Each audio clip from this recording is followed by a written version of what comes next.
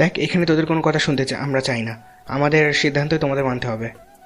Uncle, আপনি বিশ্বাস করছেন না কেন? আপনারা যা ভাবছেন আমরা তো কিছুই করিনি।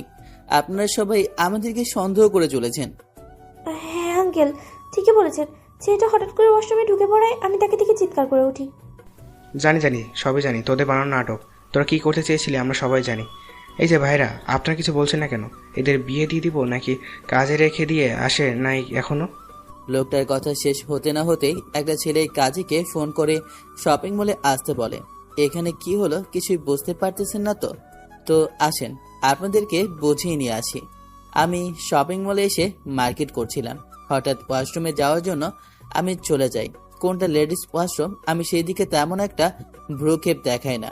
যেই ওয়াশরুমের দরজা ঠেলে ভিতরে ঢুকেই একটা মেয়ে আমাকে দেখে চিৎকার দিয়ে ওঠে। ওয়াশরুমের চারপাশে মানুষজন পুরো সব জড়ো হয়ে যায়। আর এমন এমন অবস্থায় তারা সবাই ভাবে আমি আর মেয়েটা অনৈতিক কাজকর্ম করতে গিয়েছিলাম। এর জন্যই তারা আমাদেরকে দুজনকে ধরে বিয়ে দেওয়ার কথা বলছে। আমি আর মেয়েটা তাদেরকে অনেকভাবে বোঝানোর চেষ্টা করছি, কিন্তু তারা তো আমাদের কথায় কোনো পাত্তাই দিচ্ছে না। একটু পর সেখানে কাজে চলে আসে। আমাকে আর মেয়েটাকে কবুল বলতে বলে আমি আর মেয়েটা কবুল বলি না। তখন বসা থেকে ওই বৃদ্ধ লোকটা আমাদের দুজনকে উদ্দেশ্য করে বলে, ভালো ভালো কোল বলবি নাকি এর ব্যবস্থা নিতে হবে বল তোরা? সোজা আঙ্গুলে ঘৃণা উঠলে আঙ্গুল কীভাবে বাঁকাতে হয় সেটা কিন্তু আমরা খুব ভালো করে জানি। লোকটার কথা শুনে সবাই মজা নেয়। আমাদের দুজনকে সবাই অনেক কথা বলতে আমি নিজেকে আর সামলাতে না পেরে সবাইকে উদ্দেশ্য করে বলি, কি পেয়েছেন আপনারা? আমাদের কথার কোনো মূল্য নেই, তাই না? আমরা যেই কখন থেকে বলছি আমরা কিছুই করিনি, তারপরও আপনারা বিশ্বাস করছেন না কেন? আমাদের দুজনকে জোর করে বিয়ে দিতে নিয়েছেন, আমাদের কোনো মতামত নাই। আর এই যে কাজী সাহেব, আপনি জানেন না পাত্র আর পাত্রী থাকলে কখনো বিয়ে পড়াতে হয় না? দাড়ি পেকে গেছে আপনার বোধহয় বিয়ে করাতে করাতে, কিন্তু আজ পর্যন্ত এই আইনটাই জানেন না। আমার কথা শেষ হতে না হতেই লোকটা আমার গালে ঠাস ঠাস করে 2টা থাপ্পড় লাগিয়ে দেয়। আমি গাল ধরে সেখানে বসে পড়ি। তখনই বৃদ্ধ লোকটা আমাকে আর মেয়েটাকে উদ্দেশ্য করে বলে, চোরের মায়ের বড় গলা, চুরি করেছিস এখন অস্বীকার করছিস তাই না? ভালো ভালো বিয়ে করবি নাকি আমাদের ভয়ঙ্কর দেখাতে হবে? আগে ভালোই ভালোই কবল বলে দেই। আমার কবল বলা দেখে মেয়েটি আমার দিকে ঢ্যাপ ঢ্যাপ করে তাকিয়ে আছে আর কান্না করছে। নিজেকে সামনে নিয়ে মেয়েটাও কবল বলে দেয়। তারপর ইমাম সাহেব আমার আর মেয়েটার যেন সংসার সুন্দর হয় এই নিয়ে মোনাজাত করে দেয়। পুরো শপিং মলের মানুষেরা বোধ হয় ফ্রি ফ্রি মুভি দেখছে। সবাই তাদের শপিং না করে আমাদের দিকে তাকিয়ে আছে। মেয়েটার দিকে তাকিয়ে দেখি ওনার শুধু চোখ দেখা যাচ্ছে, মুখের বাকি অংশ দেখা যাচ্ছে না। এটা দেখতে কেমন এখন পর্যন্ত দেখতে পেলাম না। গিয়েছিলাম তখনও তার মুখে মেকআপ লাগানো ছিল। নিশ্চয়ই মেয়েটা পর্দা করে। হাতে কালো পোশাক, পুরো শরীরটা ঢিলেঢালা বোরকা দিয়ে আবদ্ধ। তারপর আমি সেইখানে আর না দাঁড়িয়ে থেকে মেয়েটার হাত ধরে শপিং মল থেকে বাইরে চলে আসি। বাইরে এসে ফুটপাতে দাঁড়িয়ে আছি। মেয়েটি আমার হাত থেকে ওনার হাত ছাড়িয়ে নিয়ে বলে ওঠে, কি করলেন আপনি? আপনার কি কোনো হুঁশ জ্ঞান নেই? লেডিস ওয়াশরুমে ঢুকে পড়লেন না দেখি। এখন কি হবে? আপনি ভালোই ভালোই আমাকে ডিভোর্স দেবেন এক্ষুনি। বিশ্বাস করেন আমি বুঝতে পারিনি ওইটা লেডিস ওয়াশরুম ছিল। জানতে পারলে কখনো ওয়াশরুমে পা দিয়েও যেতাম না। আর এত বড় কাণ্ড হয়ে গেল। মা বাবা যদি জানতে পারে তাহলে আমার খবর আছে। রাখেন আপনার বাবা মা। আমার বাবা মা আর ভাইয়া যদি জানতে পারেন নির্ঘাত আমার কপালে শনি আছে। এই বিষয়টা জানাজানি না করে নিজেদের মধ্যে রেখে দিলেই ভালো হয়। সময় মতো আপনি আমাকে ডিভোর্স দিয়ে দিন। আচ্ছা, তা নিয়ে আপনাকে ভাবতে হবে না। আমি লোকের মুখে শুনেছি যে বিয়ের 6 মাস আগে ডিভোর্স দেওয়া যায় না, তাই 6 মাস অপেক্ষা করতে হবে। আমরা আর এখানে কথা না বলি। দেখেন এখনো অনেক লোক আমাদের দিকে তাকিয়ে আছে। এর থেকে চলেন একটা রেস্টুরেন্টে কিংবা পার্কে যাওয়া যাক। আমি তো এখানে নতুন এসেছি, তেমন কিছু একটা চিনি না। আমার কথা সেই সত্যি মেয়েটি রাস্তার সামনে গিয়ে একটা রিক্সা দাঁড় করায়। তারপর আমি রিক্সায় উঠে বসি। রিক্সা চলছে তার আপন গতিতে। মেয়েটির কাছ থেকে আমি অনেকটা দূরত্ব নিয়ে বসে আছি। কোথায় একটু ঝাঁকি লাগলে আমি রিক্সা থেকে পড়ে চাপো।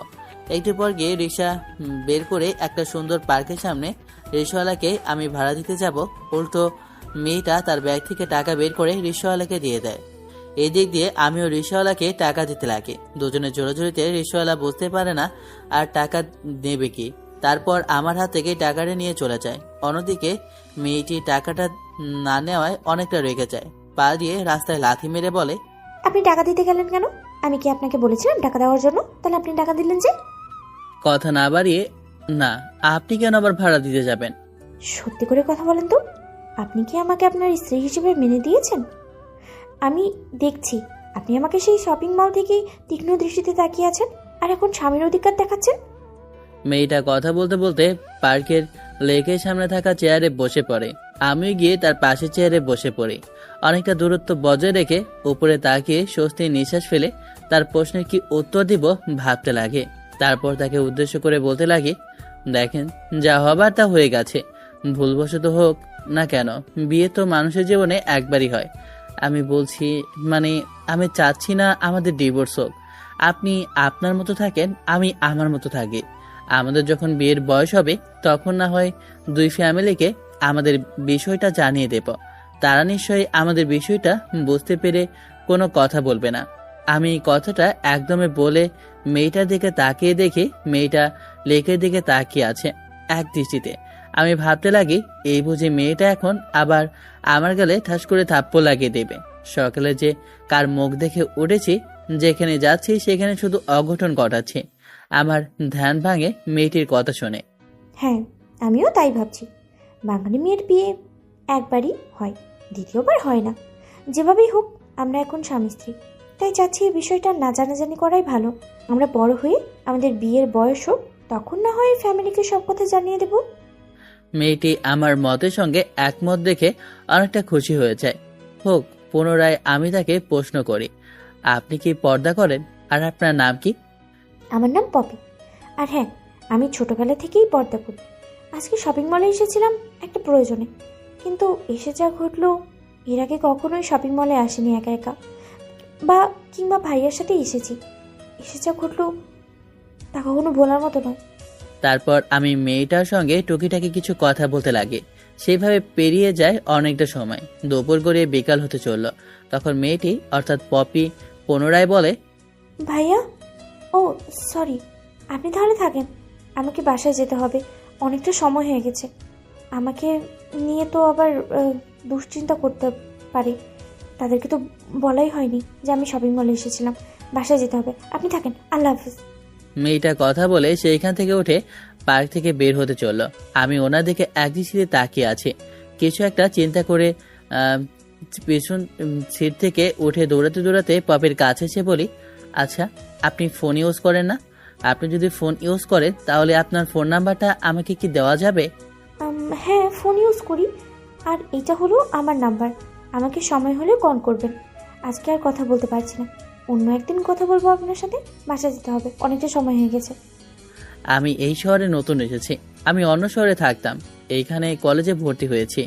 আর ব্যাচেলরদের এইখানে বাসা ভাড়া দেয় না, তাই একটা বন্ধুর বাসায় উঠেছি। তার মা বাবা আর বোনের জন্য কিছু কেনাকাটা করার জন্য শপিং মলে গিয়েছিলাম। আর গিয়ে যা ঘটলো, মেয়েটির সঙ্গে কথা বলতে বলতে রাস্তায় চলে আসি। তারপর গাড়ির জন্য অপেক্ষা করতে লাগে। একটা রিক্সা আসতেই রিক্সাতে মেয়েটি উঠে চলে যায়। আমি সেই দিকে তাকিয়ে আছি। দেখি মেয়েটা রিক্সা থেকে মুখ বের করে আমার দিকে তাকায়। পপির সঙ্গে চোখে চোখ লাগায়। পপি অনেকটা লজ্জা পায়। আমি লজ্জা পেয়ে মাটির দিকে তাকিয়ে থাকি। একটু পর পকেট থেকে ফোনটা বের করে নাম্বারটা সেভ করি জান লিখে। যেভাবেই হোক, এখন তো দুজনে চা মিষ্টি, এই বিষয় চিন্তা থাকতেই হবে। যা হবার তা হয়ে গেছে, তা নিয়ে ভেবে আর লাভ নেই। Past is past. তারপর আমার বন্ধুর নাম্বারে ফোন করি। ফোনে রিং হতে রিসিভ করে ওই পাশ থেকে বলতে লাগে, কিরে, তুই কোথায়? তুই তো এই শহরে কিছুই চিনিস না।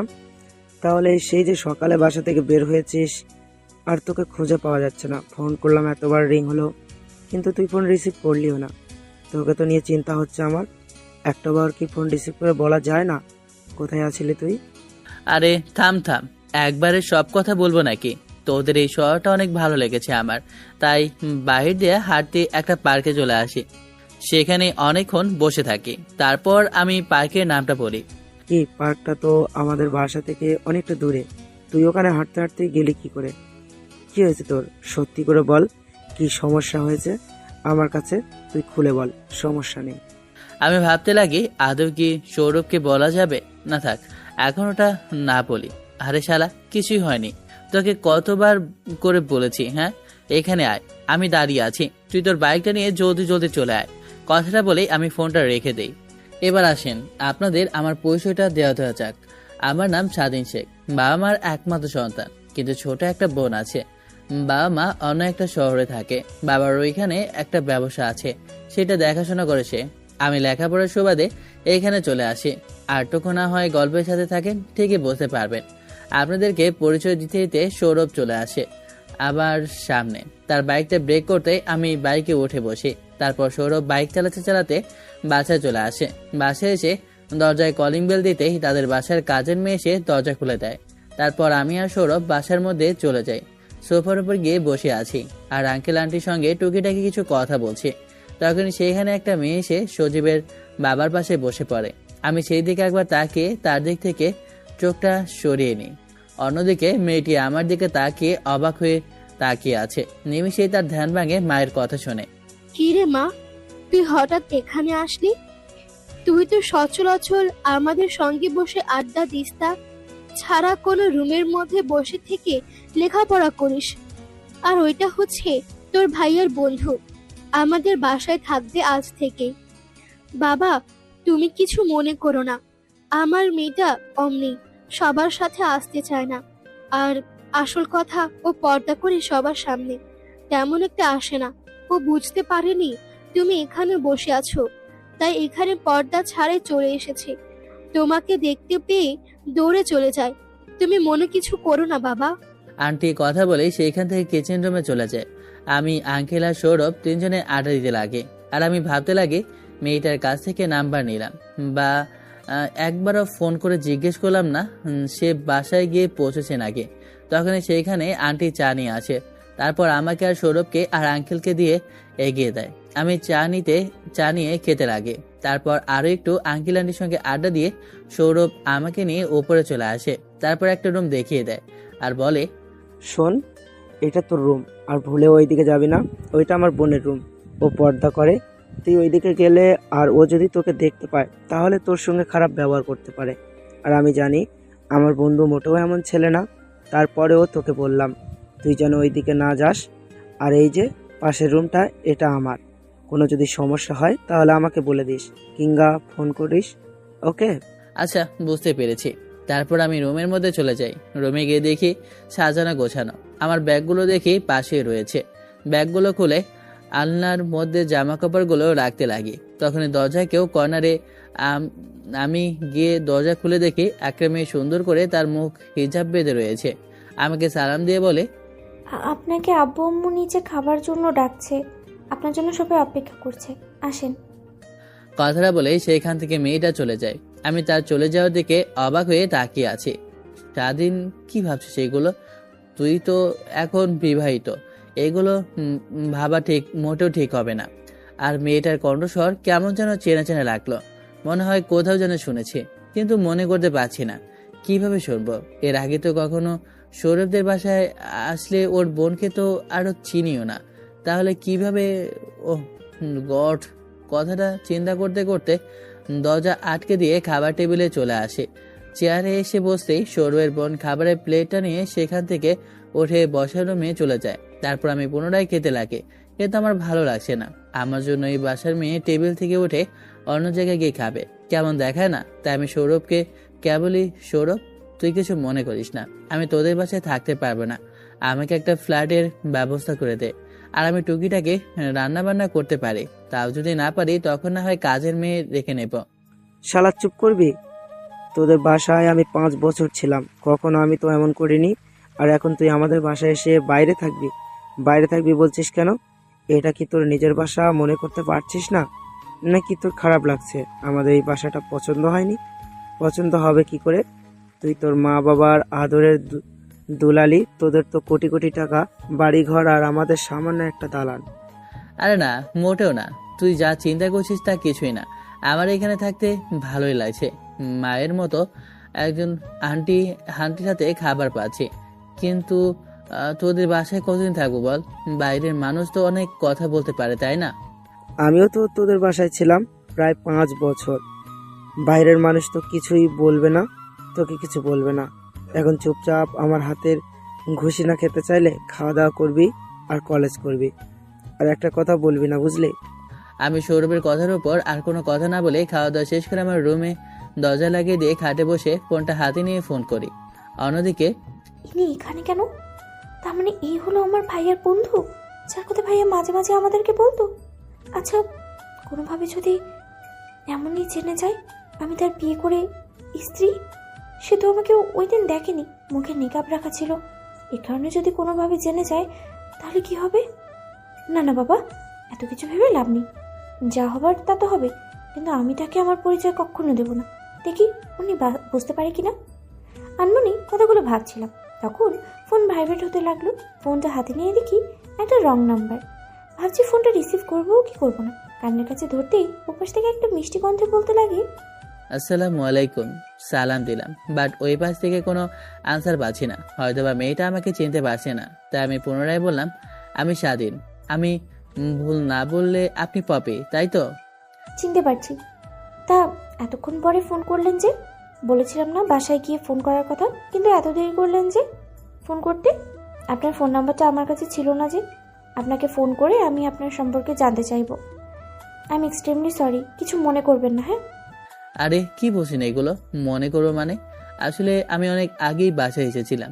আপনাকে তো আগেই বলেছিলাম আমার বাসা অন্য শহরে। এখানে একটা বন্ধুর বাসায় উঠেছি লেখাপড়ার সুবাদে, তাই বাসায় এসে তাদের সঙ্গে আড্ডা দিচ্ছিলাম। আপনার কথা তেমন একটা মনে ছিল না, রুমে আসতেই আপনার কথা মনে আসে, তাই ফোন করলাম। বাই দ্য ওয়ে, আমি কিন্তু আমার সালামের উত্তরটা এখনো পাইলাম না। ওয়ালাইকুম আসসালাম। খাওয়া দাওয়া করেছেন আপনি? হ্যাঁ, আপনি? তারপর পপির সঙ্গে আরো অনেকক্ষণ কথা বলতে লাগে। কথা বলতে বলতে রাত যখন 12টা বেজে যায়, তখন আমি তাকে উদ্দেশ্য করে বলি, অনেক রাত হয়ে গেছে, এখন আপনি ঘুমান। অতিরিক্ত রাত জাগলে আপনার আবার সমস্যা হবে। কথাটা বলেই পপিকে আরো কিছু কথা বলে ফোন রেখে পাশেই ঘুমিয়ে পড়ি। পরের দিন সকালবেলা ঘুম ভাঙিয়ে ফোনের ভাইব্রেশনের শব্দে ফোনটা হাতে নিয়ে দেখি পপির নাম্বার থেকে ফোন রিসিভ করেই আমি কানের কাছে ধরতেই ওই পাশ থেকে বলতে লাগে, এখনো বুঝি পড়ে পড়ে ঘুমাচ্ছেন? বাপের কথা শুনে আমি তড়িঘড়ি করে শোয়া থেকে উঠে বসি। ফোনের ঘড়ির দিকে তাকিয়ে দেখি সকাল 5টা বাজে। বুঝলাম না এর আবার কি হলো, এত সকালে ফোন করেছে কেন। তাই আমি তাকে প্রশ্ন করি, তা এত সকালে ফোন করে ঘুম ভাঙানোর কারণটা কি জানতে পারি? হ্যাঁ পারেন। এখন সোজা ওয়াশরুমে যাবেন, ফ্রেশ হবেন, তারপরে অজু করে সোজা মসজিদে চলে যাবেন নামাজ পড়ার জন্য। আমি এখানে তো কিছুই চিনি না, মসজিদ কোথায় তাও জানি না, এখন কি করে মসজিদে যাব বলেন? আপনার বন্ধু আছে না, তার কাছে যান, তাকেও ঘুম থেকে উঠে দুজনে মিলে নামাজ পড়তে চলে যান। হ্যাঁ, তুমি ঠিক কথা বলেছো, তাহলে এখন ফোনটা রাখি, পরে না হয় তোমার সঙ্গে কথা বলবো। কথাটা বলে আমি ফোন রেখে দিয়ে সোজা ওয়াশরুমে চলে যাই। ফ্রেশ হয়ে অজু করে রুম থেকে বের হয়ে তারপর চিনতে পারি না কোনটা সরে বেরো, ডানেরটা নাকি বামেরটা। তারপর আমি ডানের দিকে গিয়ে দরজা করা নাড়ি। অনেকক্ষণ পর দরজা খুলে পেছন করে তাকাতে তো আমি অবাক হয়ে যাই। আমি যা নিজের চোখে নিজে বিশ্বাস করতে পারছি না, একটা মেয়ে কখনো এত সুন্দর হতে পারে। তখন বসার রুমে দেখেছিলাম, বাট তেমন একটা বুকে মুখ দেখায়নি। আবছা আবছা আলোয় যেন তার মুখ থেকে রোশনি নির্গত হচ্ছে। আমাকে দেখে মেয়েটি দরজা লাগিয়ে দিয়ে চলে যায়। দরজা লাগানোর শব্দ পেয়ে আমিও অনেকটা লজ্জা পেয়ে যাই, কারণ মেয়েটি কি ভাবলো আমাকে নিয়ে। তারপর আমি রুমের সামনে থেকে সরে বামের রুমে গিয়ে দরজায় কর্নারে অনেকক্ষণ পর দরজা খুলে সৌরভ হাই ফালাতে ফালাতে আমাকে উদ্দেশ্য করে বলে, কিরে শালা, তোর আবার কি হলো? এত রাতে দরজায় কড়া নাড়ছিস, কি হয়েছে তোর? আরে না, কিছু হয়নি, তুই ফ্রেশ হয়ে অজু করে আয়, দুজন নামাজ পড়তে যাব। আমার কথা শুনে সৌরভ কিছু পিছু ফিরে তার রুমের মধ্যে চলে যায়। আমি তার দরজার সামনে সেভাবে দাঁড়িয়ে আছি। অনেকক্ষণ পর সৌরভ অজু করে ফ্রেশ হয়ে বের হয়। তারপর আমি আর সৌরভ সেইখান থেকে তাদের বাড়ির পাশে মসজিদে চলে যাই নামাজ পড়ার জন্য। নামাজ পড়া শেষ হলে মসজিদ থেকে বের হয়ে রাস্তা দিয়ে একটু হাঁটাহাঁটি করে বাসায় চলে আসি। তারপর আমার রুমে গিয়ে পড়ার টেবিলে বসে পড়তে লাগে। পেরিয়ে যায় অনেকটা সময়। হঠাৎ দরজায় এসে কেউ কাশি দেওয়ার শব্দে আমি পেছন ফিরে তাকাই। পেছন ফিরে দেখি সৌরভের মা আমার দিকে আস্তে আস্তে বলে, বাবা, তুমি সকাল সকাল কি করছো? পড়ছো বুঝি? আমি মাথা দিয়ে হ্যাঁ বোঝাই। আমাকে উদ্দেশ্য করে পুনরায় প্রশ্ন করে, এর জন্যই তুমি প্রত্যেকবার কলেজে টপ করো, আর আমার ছেলের দিকে একবার তাকাও, দেখো আমার ছেলে পড়াশোনা নাই, সম্পূর্ণ অমনোযোগী, তোমার মতো হতে পারলো না, সারাক্ষণ শুধু ফোন টিপে কম্পিউটারে গেমস খেলবে, মনে হয় এখনো ছোট আছে। ওর বাবার এত এত সয় সম্পত্তি, কোম্পানি, দেখাশোনা করবে কে? ও যদি লেখাপড়া না করে ভালো কিছু না হতে পারে, তাহলে ওর বাবার সম্পত্তি তো অন্য কেউরা তখন দখল করে নেবে। তুমি ওকে একটু বুঝিয়ে যেন ও লেখাপড়ায় একটু মনোযোগী হয়। আচ্ছা আন্টি, আমি ওকে বলবো যেন পড়ালেখায় মনোযোগ দেয়। আচ্ছা বাবা, আমাকে আন্টি বলতে হবে না, তুমি চাইলে আমাকে মা বলে ডাকতে পারো। আর আসো, তোমার জন্য সবাই নিচে খাবার টেবিলে অপেক্ষা করছে। খাবার খেয়ে নাও, তারপর না হয় আবার এসে পড়তে বসো। নাকি কলেজে যাবে আজকে? আচ্ছা আন্টি, ও সরি মা, আমি আসি, আপনি যান। আর হ্যাঁ, নতুন নতুন কলেজে কয়েকদিন তো যেতেই হবে। স্যারদের সঙ্গে পরিচয়, নতুন ক্লাস, পার্টনারদের সঙ্গে পরিচয় হতে হবে। আচ্ছা বাবা, তাহলে আসো। কথাটা বলে শোরুমের মা আমার রুম থেকে চলে যায়। তারপর আমি আমার রুমে আর না বসে থেকে নিচে চলে আসি। খাবার টেবিলের সামনে এসে দেখি সবাই বসে আছে, বোধহয় আমার জন্যই অপেক্ষা করছে এতক্ষণ ধরে ওনারা। বাবা আসো আসো, এইখানে বসো, খাবার খেয়ে নাও। আমাকে দেখে কথাগুলো বলে সৌরভের বাবা। তারপর আমি গিয়ে সৌরভের বাবার পাশে চেয়ার টেনে বসে পড়ি। আমাকে বসে দেখে সেখান থেকে পপি তার খাবারের বাকিটা নিয়ে পড়তে যাবে, তখন সৌরভের বাবা বলে, মা কই যাচ্ছিস তুই? এখানেই বয়। স্বাধীন তো আমাদের ঘরেই ছেলে, তোকে তুই ভাই মনে করবি? হ্যাঁ বাবা, তুমি ঠিক বলেছ। স্বাধীন মোটেও এমন ছেলে না, একদম ইনোসেন্ট ছেলে। মেয়েদের সঙ্গে একদমই কথা বলে না। উফ, এই মেয়েদের দেখলে 10 হাত ফাঁক দিয়ে চলাফেরা করে। আমাদের স্কুলে কত সিনিয়র জুনিয়র মেয়েরা এসে স্বাধীনের সঙ্গে বন্ধুত্ব করতে চেয়েছে, কিন্তু স্বাধীন তাদেরকে না করে দিয়েছে। যদি কখনো কোনো মেয়ের সামনে দিয়ে হাঁটতো, মাটি মুখ হয়ে হয়ে হাঁটতো, তখন আমি কোনো মেয়ের দিকে ও দৃষ্টিতে তাকাতেই দেখিনি। প্রায় 5 বছর হয়ে যাবে ওর সঙ্গে বন্ধুত্ব আছে আমার। অন্যদিকে পপি আনমনে ভাবছে, হায় খোদা, শেষমেশ কিনা বোরকে ভাইয়া বলতে হবে। আর ভাই কি বললো? আমার বর সত্যি এত ভালো, এত লয়াল। তাহাজ্জুদ পড়ে আল্লাহর কাছে যেমনটা চেয়েছি তেমনটাই পেয়েছি। এখন আল্লাহ জানে মা বাবা আমাদের সম্পর্কটা কিভাবে, মা বাবাকে আমাদের সম্পর্কটা কিভাবে বলবো। কথাগুলো অন্য মানুষকে হয়েই ভাবছিলাম, তখনই পাশ থেকে মা আমার কাঁধে হাত রেখে বলে, কি রে মা, কি ভাবছিস? তুই নাকি তোর শরীর খারাপ? তুই যদি চাস স্বাধীনের সামনে পর্দা করে থাকতে পারিস। না মা, আমার কোনো সমস্যা হবে না। ভাইয়ার বন্ধু মানে আমারও ভাইয়া, আর আমি তো ওদের দুজনের থেকে অনেকটাই সিনিয়র। যখন ভাইয়া বললাম তখন যেন নিজের গলা নিজেই আটকে আসছিল। তারপরে মেকআপ খুলে খাবার খেতে লাগি। খাবার খাওয়ার এক পর্যায়ে আমি আমার কিউট জুনিয়র বরটার দিকে তাকিয়ে দেখি সে মন দিয়ে খাবার খাচ্ছে। পাশে যদি সুনামি হয়ে যায় সেদিকেও যেন তার কোনো ভ্রুক্ষেপ নেই। আমার খাওয়া শেষ হতেই আমি মুখ তুলে যেই তাকাই, অমনি দেখি সৌরভের বোন আমার দিকে ড্যাব ড্যাব করে তাকিয়ে আছে। তার তাকানো দেখে আমি যেন অবাক হয়ে যাই। পর্দা পরিহিত মেয়েরাও কি লুচু হয়, এমনটাই ভাবছিলাম। আমার ভাবনা সে সেদ ঘটে কাশি আসায়। তারপর পাশ থেকে পানির গ্লাসে নিয়ে ঢকঢক করে পানি খেতে লাগে। অন্যদিকে আমার কাশি আসায় সৌরভের বোনেরও ধ্যান ভেঙে যায়। তারপর মন দিয়ে খাবার খেতে লাগে। আমি খাওয়া দাওয়া শেষ করে বাসার রুমে গিয়ে টিভিতে খবর দেখছিলাম। এক এক করে আঙ্কেল আন্টি সৌরভ আর সৌরভের বোন এসে সবাই আড্ডা দিতে লাগে। তাদের পরিবারের সঙ্গে এই 2 দিন থেকে অনেক ভালো লেগে গেছে। আমাদের পরিবারের মতো নয়। আমাদের পরিবারের সবাই যে যার কাজ নিয়ে ব্যস্ত, নিজেকে যেন সময় দেয় তাদের হাতে সময় নেই। আমার ভাবনা ছেদ ঘটে সৌরভের কথা শুনে। কিরে, তোদের বাসায় এতদিন ছিলাম, কখনো কারোর সঙ্গে তোকে এত হাসি খুশি ভাবে কথা বলতে দেখিনি। সবসময় গোমরামুখ হয়ে রুমের মধ্যে বসে থাকতে। আর তোদের ফ্যামিলিটা যেন কিরকম, সবাই যে যার কাজ নিয়ে ব্যস্ত, কাউকে কারো সময় দেওয়ার টাইম নেই। আচ্ছা বাদ দে সব কথা। আজকে তো আমাদের নতুন কলেজ, তা তুই কলেজে যাবি না নাকি? সময় তো হয়ে গেল কলেজে যাওয়ার। হ্যাঁ যাব, আমি আমার রুম থেকে ফ্রেশ হয়ে আসি, তুইও ফ্রেশ হয়ে আয়। কথাটা বলে আমি সিঁড়ি দিয়ে হেঁটে আমার রুমে চলে যাই ফ্রেশ হওয়ার জন্য। অনেকক্ষণ পর কাঁধে একটা ব্যাগ ঝুলিয়ে নিচে এসে দেখি সৌরভ আর তার বোন দুজনে দাঁড়িয়ে আছে। আমি তাদের কাছে যেতেই আমাকে উদ্দেশ্য করে বলে, সৌরভ, স্বাধীন আপু তার ভার্সিটিতে যাবে, তার নাকি কি যেন ইম্পর্টেন্ট ক্লাস আছে, আর বাইকটা মাত্র একটা, তাই ভাবছি কিভাবে যাব। ও আচ্ছা, তাহলে তোরা দুজন চলে যা, আমি একটা রিক্সা নিয়ে না হয় কলেজে যাব। আর এখান থেকে তো তুই বললি কলেজ অনেকটা কাছে, রিক্সাওয়ালা নিশ্চয়ই চিনতে পারবে। তুই আপুকে নিয়ে গিয়ে তার ভার্সিটিতে নামিয়ে দিয়ে আয়। অন্যদিকে তলে তলে যে আমাকে একজন আমার 14 গোষ্ঠী উদ্ধার করছে সেই দিকে আমার প্রক্ষেপে নেই। খচ্চর বেটা, বান্দর বেটা, জীবনে কখনো মিথ্যে কথা বলিনি। ওনাদের সঙ্গে ভার্সিটিতে যাব, তার জন্য মিথ্যে কথা বললাম। আর তিনি নাকি বলছেন অন্য রিক্সা নিয়ে যাব। আর কি বললাম? আমাকে আপু বলো না? তাই না? একটা বোর যদি আমার সম্পর্কে জানতে পারে না, তাহলে কি হবে তুমি নিজেও ভেবে দেখতে, বুঝতে পারবে না। শুধু অপেক্ষায় আছি কখন তোমাকে বলবো আমি তোমার বউ। আরে না, রিক্সা নিয়ে যেতে হবে না। তুই তো বাইক চালাতেও পারিস না। তুই বাইক চালাবি, তাহলে একটা কাজ কর, আমি বাইক চালাই, তারপর তুই বয়, তারপর না হয় আপু বসুক। আপু তো ভার্সিটি একটু পরে, ওনাকে নামিয়ে দিয়ে তারপর না হয় আমি আর তুই কলেজ চলে যাব। কি বলিস? আর এত সকাল সকাল এখানে রিক্সাও পাবি না।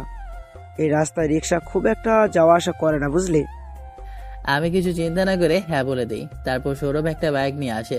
তারপর সৌরভ ড্রাইভিং সিটে বসে পড়ে, আমি তার পাশে বসে পড়ি। তারপর পপি আপু বসে। পরে বাইক ইউটার্ন দিয়ে চালাতেই পপি আপু আমার কাঁধে শক্ত করে চেপে ধরে, যেন কাঁধ জীবনে আর ছাড়বে না। বাইক চালাচ্ছে সৌরভ, আর মনে হয় সামনের রাস্তা ভাঙা থাকায় বাইকটা সৌরভ হালকা ব্রেক করে। তখনই পপি আপু এসে আমার পিঠের উপর পড়ে যায়। নিমিষেই যেন আমার শরীরে কারেন্টের শক করে। কখনো কোনো মেয়ে আমাকে এইভাবে টাচ করেনি, এটাই ফার্স্ট, তাই বুঝি এমন হচ্ছে। তারপর আমার কাঁধ থেকে হাতটা সরিয়ে আমার দুই পেটে রেখে দেয়। আমি তো অবাক হয়ে যাই, কি করছেন এইগুলো তিনি? একটা পর্দায় থাকা মেয়ে অন্য ছেলের কোমরে হাত দিয়েছে, আর কিছু ভাবতে পারছি না। একটু পর একটা ভার্সিটির সামনে গিয়ে সৌরভ বাইকটা ব্রেক করে। তারপর পপি আপু পেছন থেকে নেমে তার ভার্সিটিতে ঢুকে পড়ে। ভার্সিটির ভিতরে ঢোকা অব্দি সৌরভ সেখানে দাঁড়িয়ে থাকে। পপি আপু ভার্সিটির ভিতরে ঢুকে গেলে বাইক চালিয়ে আমি আর সৌরভ কলেজে চলে আসি। অন্যদিকে, কি রে পপি, ছেলেটা কে ছিল? বাইকের সামনে থাকা ছেলেটা তো তোর ভাইয়া, পিছনের কিউট ছেলেটা কে রে? বান্ধবীর কথা শুনে ওর দিকে তাকিয়ে ওর মুখে পৈশাচিক হাসি দেখতে পাই। তার হাসি রহস্য আমি ঠিকই বুঝতে পারি। মনে মনে ওর 14 গোষ্ঠীর উদ্ধার করছিলাম। খচ্চর পিটি, আমার জামাইয়ের দিকে নজর দেওয়া, তাই না? সময় হোক, তোর চোখ তুলে ফেলবো। ওকে, কিচ্ছু বলা যাবে না এখন কিছু বললে হিতের বিপরীত হতে পারে। আমার ভাবনা দেখে পুনরায় আমার বান্ধবী বলে, কি রে, কি ভাবছিস?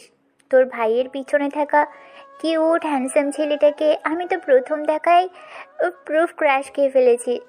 মুখ সামলিয়ে কথা বল। ওরা আমাদের ছোট ভাই, ওরা আমাদের থেকে 3 বছরের জুনিয়র, বুঝলি? আর ওইটা হচ্ছে আমার ভাইয়ের বন্ধু, আমাদের বাসা থেকে লেখাপড়া করতেছে।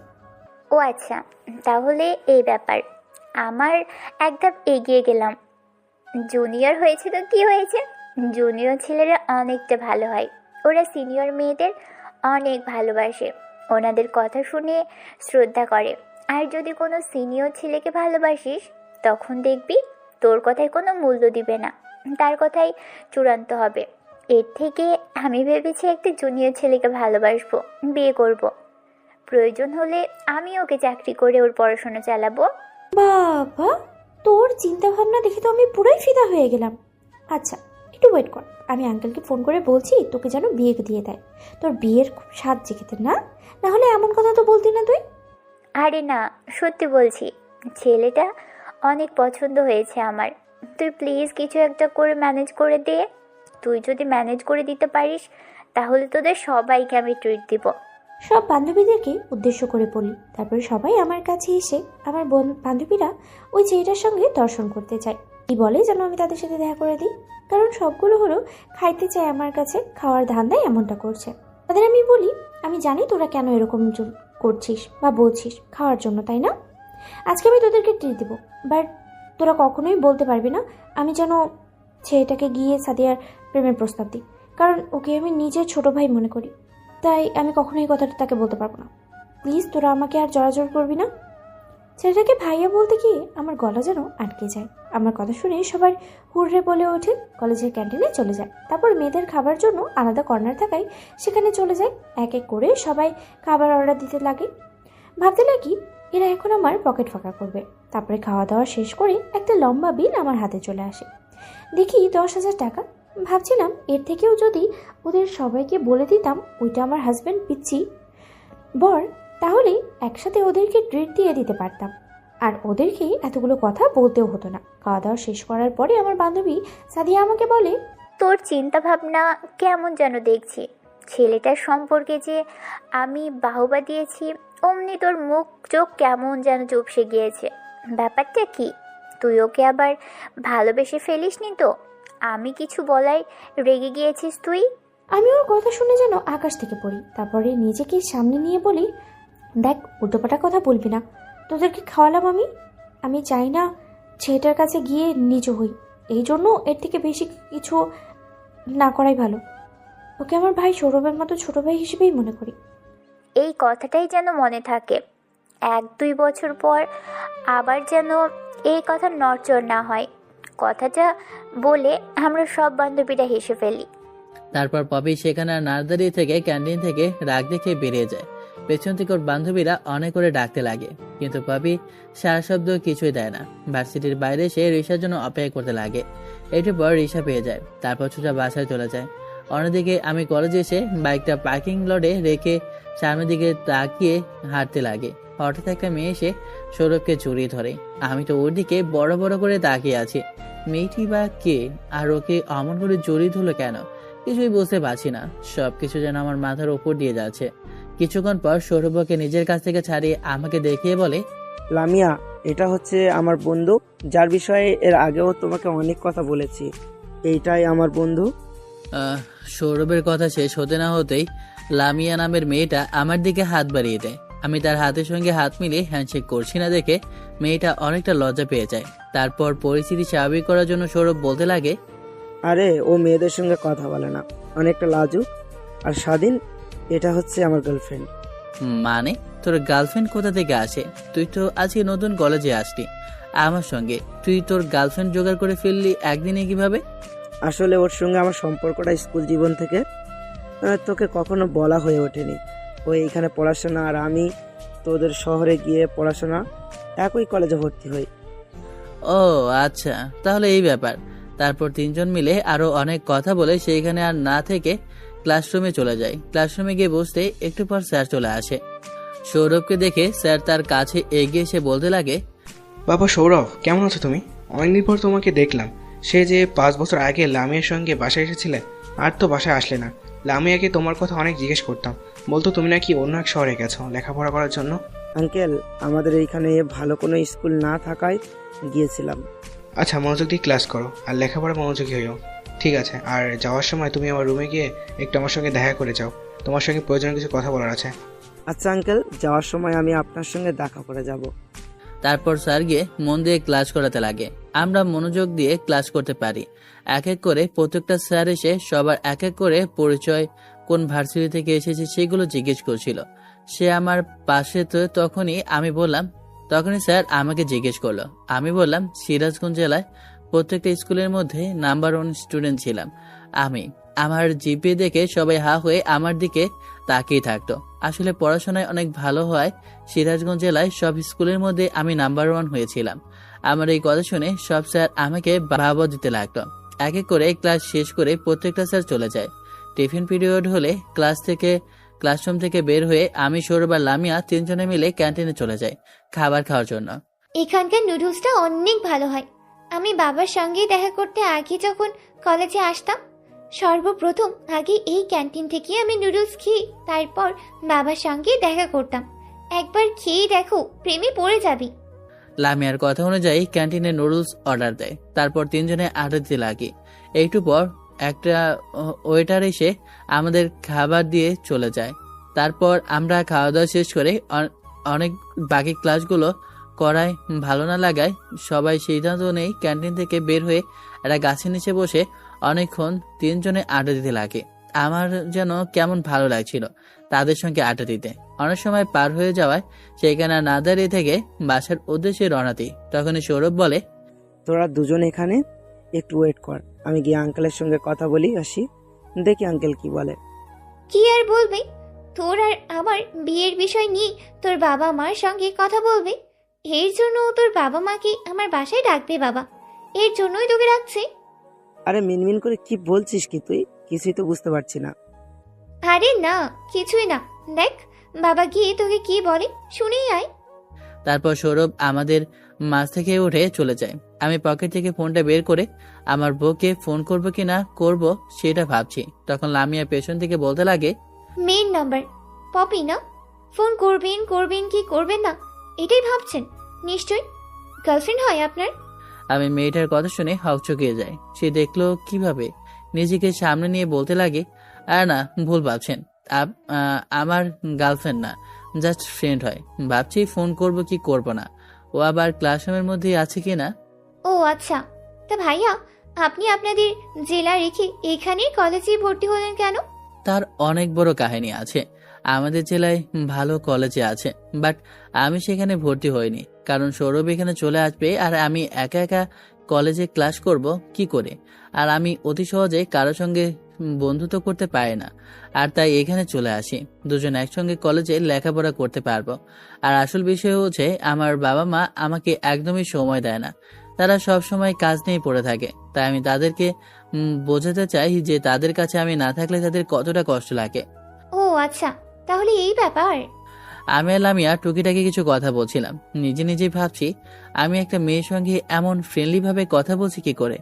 সেখানে কোনো মেয়ের সঙ্গে কথা বলতে গিয়ে আমার হাত পা কাঁপে। তো আনমনে ভাবছিলাম। অন্যদিকে সৌরভকে স্যারের দরজায় কড়া নাড়তেই স্যার তাকে রুমের ভেতরে প্রবেশ করতে বলে। রুমের মধ্যে গিয়ে সৌরভ দাঁড়াতেই স্যার অর্থাৎ লামিয়ার বাবা বলতে লাগে, বাবা, তোমাকে এখানে ডাকার একটা বিশেষ কারণ আছে যা এখন তোমাকে বলতে চাই না। তুমি একটা কাজ করবে, আজকে গিয়ে তোমার মা বাবাকে বলো কালকে যে আমার বাসায় তারা আছে, তাদের জন্য অপেক্ষা করব। কখন আসবে তোমরা আমার বাসায়, লামিয়াকে ফোন করে সময়টা বলে দিও। আচ্ছা, আজকে বাবা মাকে গিয়ে বলবো আপনার বাসায় যেন আপনার সঙ্গে দেখা করতে যায়। কথাটা বলেই আমি আঙ্কেলের কেবিন থেকে বেরিয়ে আসি। ভাবতে লাগে হঠাৎ আঙ্কেল কিসের জন্য তার বাসায় বাবা মাকে ফোন নিয়ে যেতে বলেছেন, কারণটা বুঝতে পারছি না। ভাবতে ভাবতে সেখান থেকে স্বাধীন আর লামিয়াদের কাছে চলে আসি। সেখানে এসে দেখি স্বাধীন দুজনে কথা বলছে।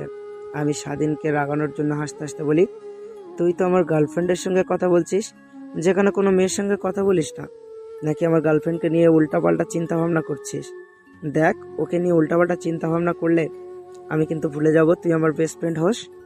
ধ্যাত, এটা তো আমাদের ভবিষ্যৎ ভাবি, তো ভাবির সঙ্গে কথা বলবো না তো কার সঙ্গে কথা বলবো? আর তুই আমাকে ভালো করে চিনিস, আমি তোকে নতুন করে আমার পরিচয় দিতে যাব না, বুঝলি? আর বাসায় যাব, আর ভালো লাগছে না। আরে না, আমি তো তোকে এমনিতেই রাগানোর জন্য কথাগুলো বললাম, তুই কি কিছু মনে করেছিস? আর না, এমনিতেই ভালো লাগছে না, অনেক মাথা ব্যথা করছে। হঠাৎ করে কিছু হলো, বোধহয় অনেক জ্বর আসবে, চল বাসায় যাই।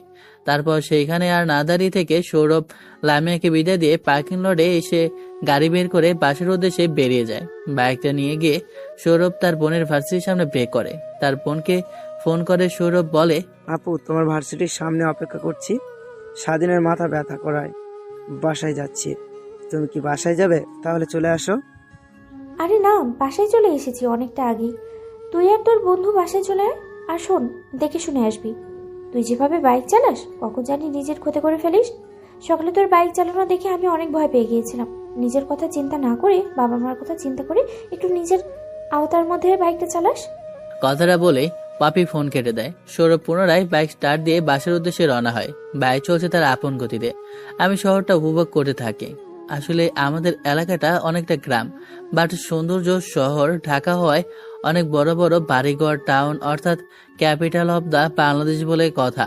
বড় বড় দালান করে তো হবেই, বড় বড় কোম্পানি থাকবে, এইটাই তো কথা। একটু পর বাসার সামনে এসে সৌরভ বাইকটা ব্রেক করে। আমি বাইক থেকে নামতেই সৌরভ বাইক পার্কিং লটে রেখে আমাকে নিয়ে বাসায় চলে আসে। কলিং বেল দিতেই কাজের মেয়ে এসে দরজা খুলে দেয়। তারপর তাকে বাস কাটিয়ে আমি আর সৌরভ যে যার রুমে গিয়ে ফ্রেশ হয়ে নেই। আমি আমার রুমে গিয়ে ওয়াশরুমে গিয়ে গোসল করে নেই, শরীরটা যেন পাতলা হয়।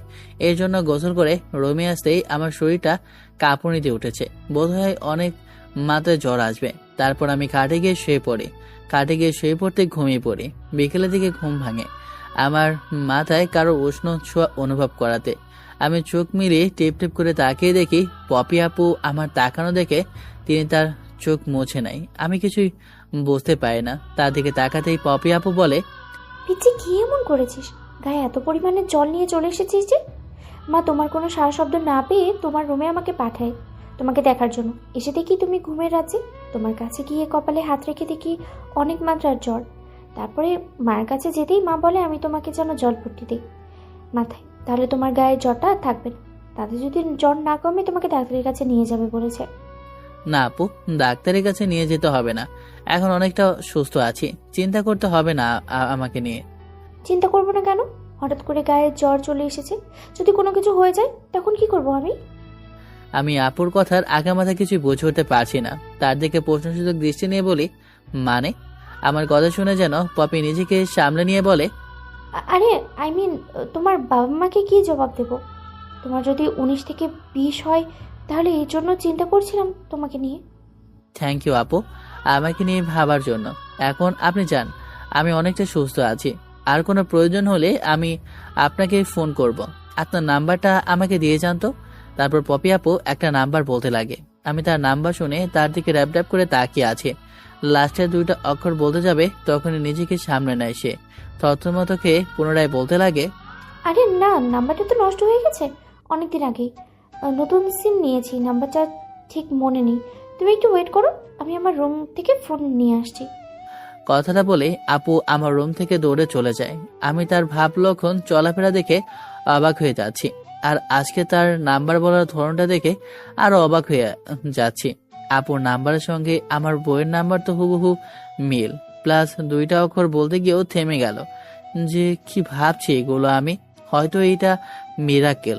আমার এমন ভাবনার মাঝে আপু তার ফোন নিয়ে আমার রুমে চলে আসে।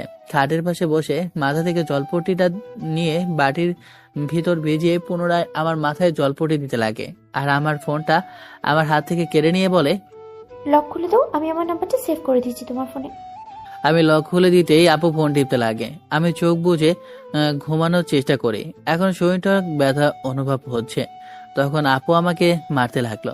ফোনটা হাতে নিয়ে তো আমি অবাক হয়ে যাই, বুঝতে পারছি না তার ওয়ালপেপারে আমার পিক, মানে কখন আমার ছোটবেলায় তুলেছি পিচিটা, বুঝতেই তো পারলাম না। তারপরে কল লিস্টে গিয়ে চেক করতে লাগি কোনো মেন নাম্বার আছে কিনা। কল লিস্টে গিয়ে দেখি মা বাবা ফ্রেন্ড আঙ্কেল আন্টি আর একটা কারোর নাম্বার নেই তার ফোনে, শুধু আছে মাই ওয়াইফ লেখা। নাম্বারটার ভিতরে ঢুকে দেখি আমার নাম্বার। তার মানে সৌরভ যে বলেছিল কথাগুলো তার সঙ্গে হুবহু মেলে যাচ্ছে। আমার স্বামীটা অনেক মেয়েদের থেকেই দূরে থাকে, কপাল গুনে পেয়েছে থাকে। আমার ভাবনায় ছেদ ঘটে আমার পিচ্ছি বলার কথা শুনে। আপু কি করছে? নাম্বারটা তো সেভ করা হয়নি, ফোনটা দেন তো, একটু আব্বু আম্মুর সঙ্গে কথা বলবো। তারপর আপু আর একটু পর ফোনটা আমার দিকে এগিয়ে দেয়। ফোনটা হাতে নিয়ে দেখি তার নাম্বারটা সেভ করে দিয়েছে আপু লিখে। শোনো, তোমার কোনো যদি সমস্যা হয় আমাকে কিংবা সৌরভকে ফোন করো।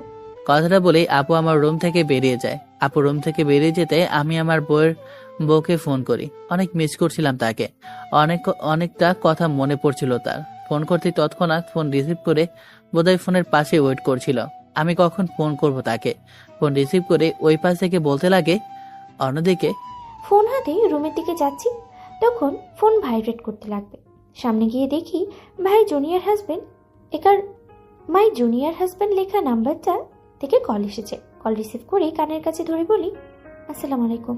এতক্ষণ পর আমাকে মনে পড়লো আপনার? না মানে আমি অনেক অনেক সরি, আপনাকে ফোন করতে পারিনি। কলেজ থেকে অনেকটা আগে এসেছিলাম, শরীরটা ভালো না লাগায় শুয়ে পড়ে, শোয়ার সঙ্গে সঙ্গে ঘুমিয়ে পড়ে, শরীরে অনেকটা জ্বর এসেছিল। ও আচ্ছা, নিজের দিকে খেয়াল রাখতে পারেন না? জ্বর কেমন করে আসে আপনার? আসলে আমি নিজেও জানি না কেন জ্বর এসেছে আমার। তারপর আমি আমার সিনিয়র বইয়ের সঙ্গে কথা বলে ফোনটা রেখে দেই। ফোনটা পাশে রেখে মা বাবাকে নিয়ে চিন্তা করতে লাগে। তাদের কথা ভেবে চোখের কোণ বেয়ে এক ফোঁটা পানি ঝরে পড়ে। নিজের চোখের পানি হাতের উল্টো পিঠ দিয়ে মুছে ফেলি। তারপর ফোনটা হাতে নিয়ে মার কাছে ফোন করি। অনেকবার রিং হয়, ফোন রিসিভ হয় না। দ্বিতীয়বার ফোন দেওয়ার পর সঙ্গে সঙ্গে ফোন রিসিভ করে। কি রে বাবা, কেমন আছিস তুই? এতদিন পর আমাদের কথা মনে পড়লো।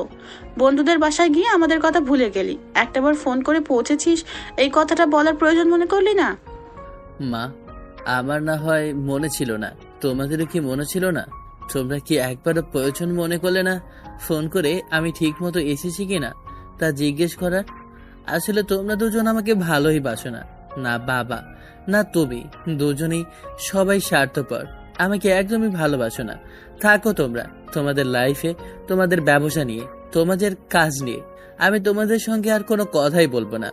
আমি তোমাদের সঙ্গে পরিচয় রাখতেও চাই না। তোমরা যার জন্য এত কিছু করেছো, দিন শেষে সেই যদি সবকিছু না নিতে রাজি হয়, তখন কি করবে? আমি এখানে এসেছি তোমাদের কাছ থেকে ধীরে ধীরে নিজেকে সরিয়ে নিতে। সৌরভের মা বাবা অনেক ভালো, আমাকে অনেক আদর করে, যা তোমরা কখনো করনি আমাকে। অন্যের মা বাবা আমাকে এত ভালোবাসে, আর সেখানে আমার মা বাবা আমার দিকে ফিরেও তাকায় না, আমাকে সময় দেয় না। একদমই এই কথাগুলো বলে ফেলি।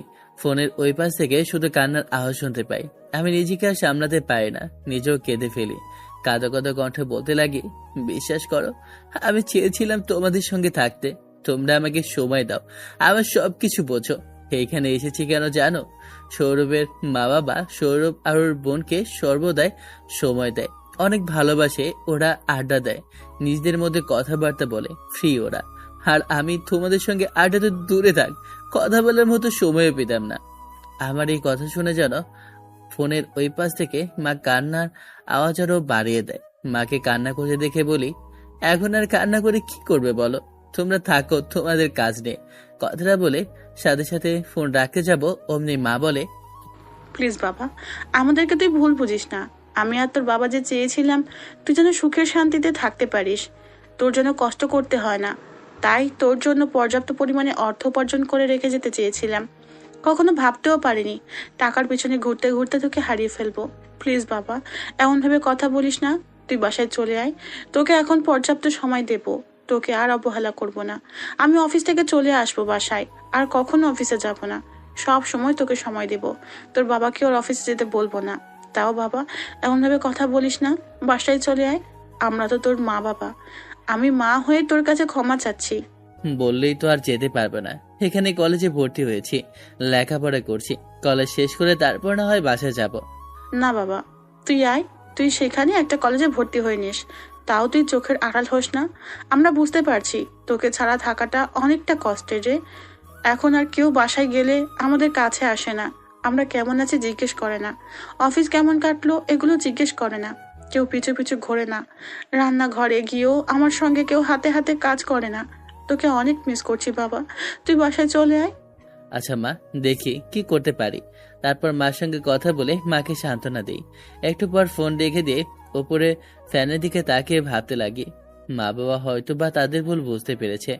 এখন আমার উচিত তাদের কাছে যাওয়া। এই শরীর নিয়ে তো আর যেতে পারবো না। 2-1 দিন আর এইখানে থাকি, তারপর না হয় চলে যাব মা বাবার কাছে। আর মনে কথাগুলো ভাবতে ভাবতে কোথা দিয়ে যে ঘুমিয়ে পড়ি বুঝতেই পারে না। ঘুম ভাঙে রাত 11টার দিকে। সামনে থাকা ঘড়ি থেকে তাকিয়ে দেখি, পাশ ফিরে তাকাতেই তো আমি অবাক হয়ে যাই।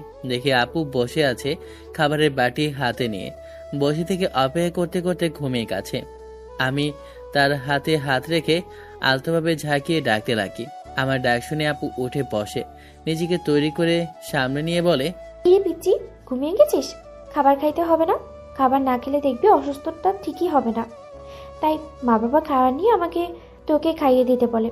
আমি এসে দেখি তুই ঘুমিয়ে গেছিস, আর ডাকিনি না, অপেক্ষা করতে করতেই ঘুমিয়ে গেছি। সরি রে, নে খাবারগুলো খেয়ে নে, আর এই ওষুধগুলো খেয়ে নে, জ্বর ঠিক হয়ে যাবে। কথাটা বলে আপু আমার দিকে 1 লঙ্কা ভাত এগিয়ে দেয়। আমি কিছু চিন্তা না করে খেয়ে ফেলি।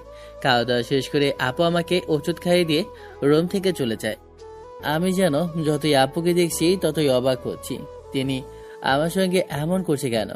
বাসায় তো অনেক লোক আছে, কাজের মেয়ে থেকে শুরু করে আন্টি আঙ্কেল সৌরভ আছে।